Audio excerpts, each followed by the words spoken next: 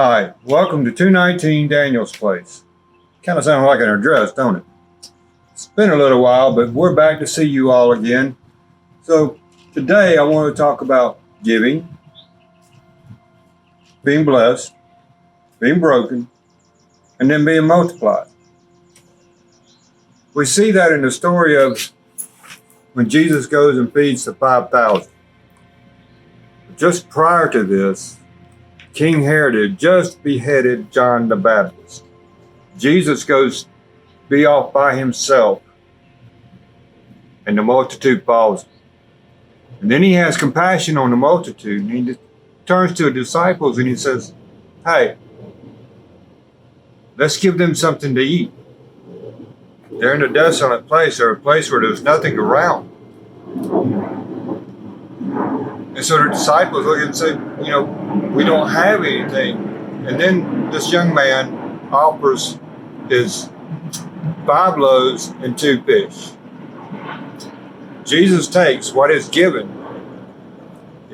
he blesses it, then he breaks it, and then, as the disciples distribute it out amongst the people, it's multiplied.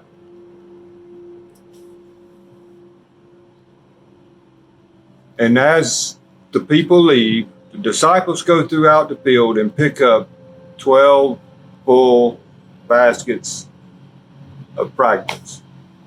I think that's very interesting, because the way I see it, that represents the 12 disciples not only being blessed, being broken in many different ways, and they were multiplied. Well, how do we know that they were multiplied? They were multiplied by them going throughout the countryside and spreading the gospel and telling everyone the things that Jesus had done, seeing him raised from the dead and everything. And we are a result. I am a result of what? Of the disciples' multiplication. We see this occur again a little bit later on. We see this occur in Matthew 14. And then we see it occur again in Matthew 15. The feeding of the 4,000. 7 loaves of bread and just a few fish. And Jesus does the same thing. Once it has been given, he blesses it, he breaks it, and then it's spread abroad and multiplied. This time, there were 7 baskets of fragments left over. It's very interesting. If you read the book of Revelations, in the first 2 chapters, it's spoken about 7 different churches. 7 baskets, 7 churches, multiplied throughout the universe, throughout the world. But let's take it out a little bit deeper, or a little bit different. John 3:16, God says, for God so loved the world that he gave his only begotten Son, and whomsoever believeth in him shall not perish, yet have everlasting life. So, God gave. Well, did God bless what he gave? Matter of fact, he did.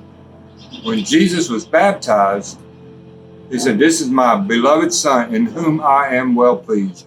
He blessed Jesus on that day. Was Jesus broken? Yes. In the process of going through to the cross, through the scourging, being nailed to the cross, was he multiplied?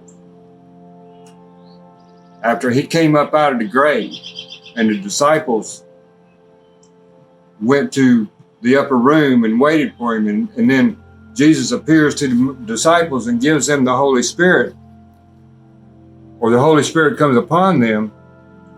Upon that day, the disciples were multiplied by another 3,000 people.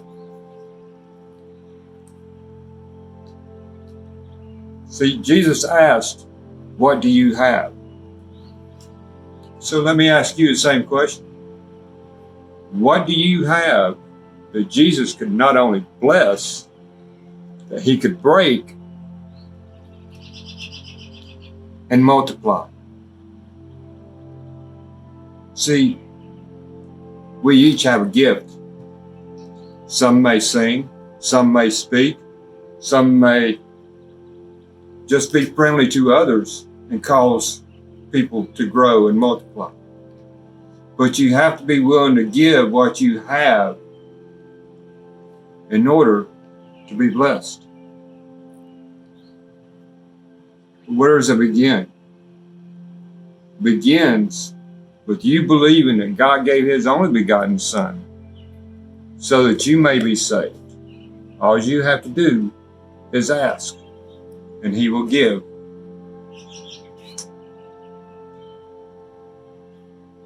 I hope you're blessed.